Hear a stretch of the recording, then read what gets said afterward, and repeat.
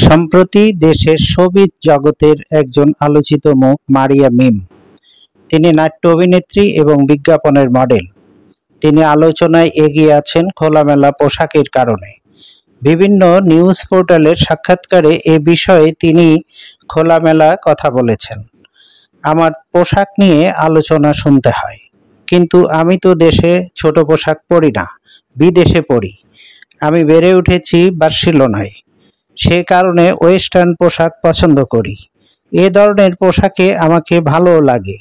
তিনি আরও বলেন, বলিউডের কেউ ছোট পোশাক পরলে তখন তার প্রশংসা করা হয়, কিন্তু আমরা ছোট পোশাক পরলে সেটা ভালো লাগে না।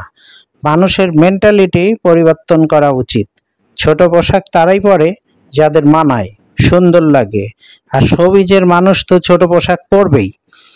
মারিয়ার আরেকটি পরিচয় হলো সম্প্রতি গ্রেপ্তার হওয়া অভিনেতা সিদ্দিক তার প্রাক্তন স্বামী। 2012 সালে তারা ভালোবেসে বিয়ে করেন।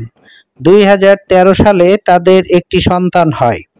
মারিয়া মিম আগে থেকেই শোবিজ পছন্দ করতেন, কিন্তু স্বামী অভিনেতা সিদ্দিক তার বাধা হয়ে দাঁড়ায়।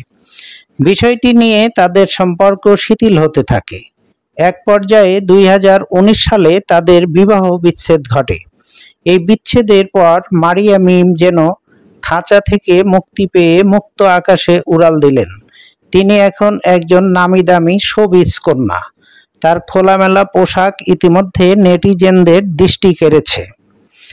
আকর্ষণীয় ফিগার ও দৃষ্টিনন্দন চেহারার এই মডেল অভিনেত্রী যদি নিজেকে সঠিকভাবে উপস্থাপন করতে পারেন, তাহলে শোবিজ জগতে আরেকটি তারকা শিল্পীর জন্ম হতে পারে বলে অনেকে মনে করেন।